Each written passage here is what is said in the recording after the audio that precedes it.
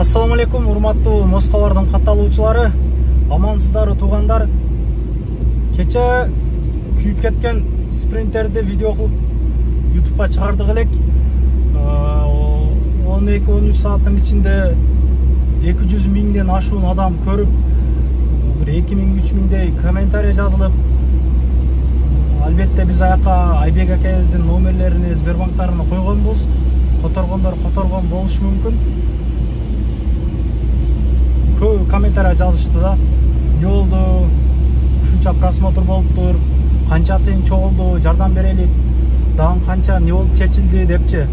Видео чыккандан кийин көбү чалды мага. Не болуп чечилет экен?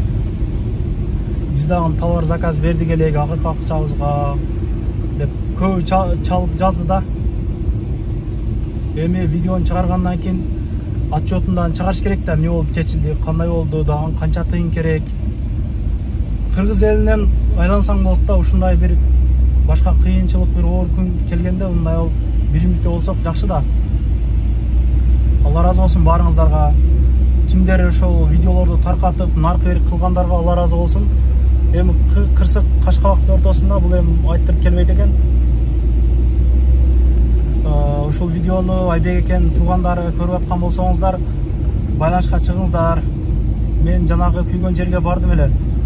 Барсам аяктан машиналарды полный алып кетип, күлдөрүнө чейин тазалап кетиптир туугандар, мына көрүп турганыңыздардай. Кече наркы берки болуп, номерлерин алып калыштан эсте жок.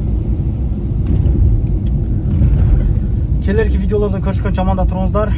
Буйруса не болгонун полный чыгарып беребиз. Поделиться кылыңыздар, каналга катталыңыздар, жарнама боюнча кайрылсаңыздар болот. Ошол туугандар аманда туруңуздар. Биримдикте бололук. Өзбек туугандар жазды, комментарийга жардам берелик деп. Казак туугандар жазды. Алардын комментариясын окуп аябай чынында кубандым. Алла разы болсун баарыңыздарга. Аманда туруңуздар.